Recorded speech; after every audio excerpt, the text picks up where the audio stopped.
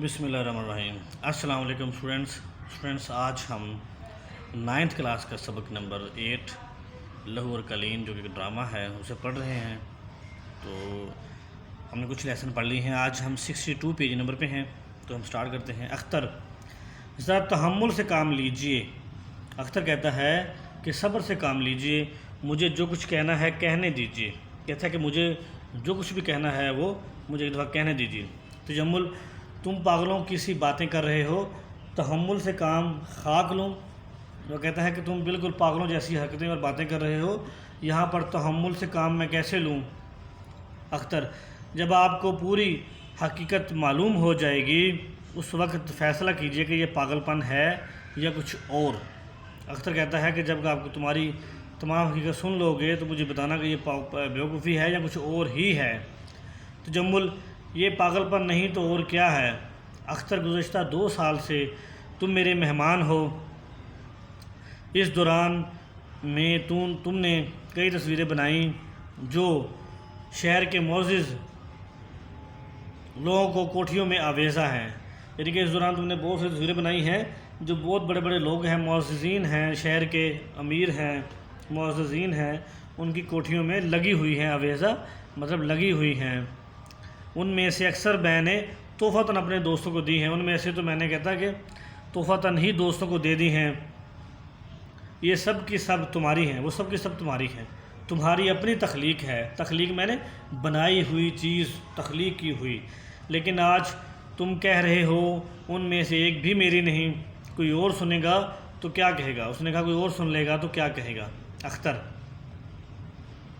مجھے اس کی پرواہ نہیں کہ کوئی اور سنے گا یا کیا کہے گا۔ اختر کہتا ہے کہ مجھے اس چیز کی کوئی پرواہ نہیں، کوئی سنے چاہے نہ سنے۔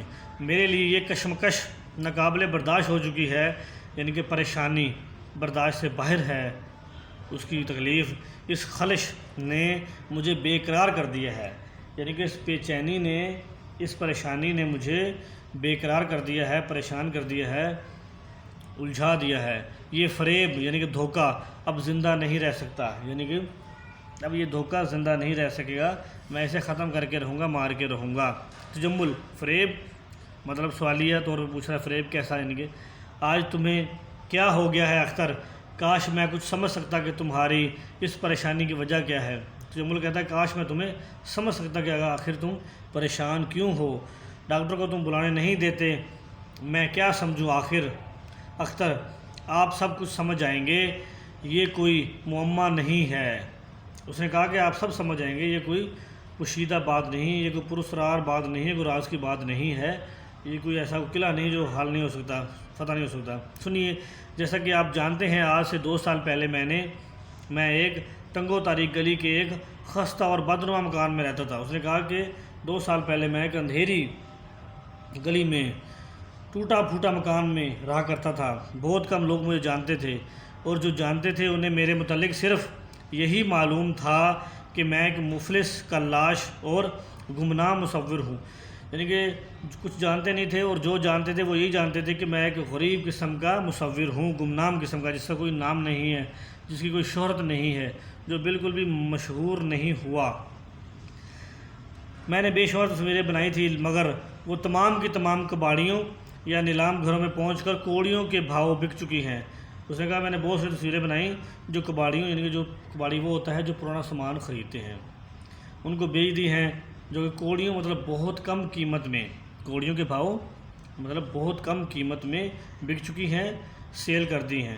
زندگی اسی حالت میں گزر رہی تھی کہ اتفاقاً تصویروں کی ایک نمائش گاہ میں میری آپ سے ملاقات ہوئی، یعنی کہ تصویروں کی نمائش گاہ جہاں پہ تصویروں کی نمائش ہوتی ہے، وہاں پہ آپ سے ملاقات ہوئی۔ آپ نے میری تصویروں میں دلچسپی لی اور مجھے اسی شام کو اپنے ہاں چائے پر بلا لیا۔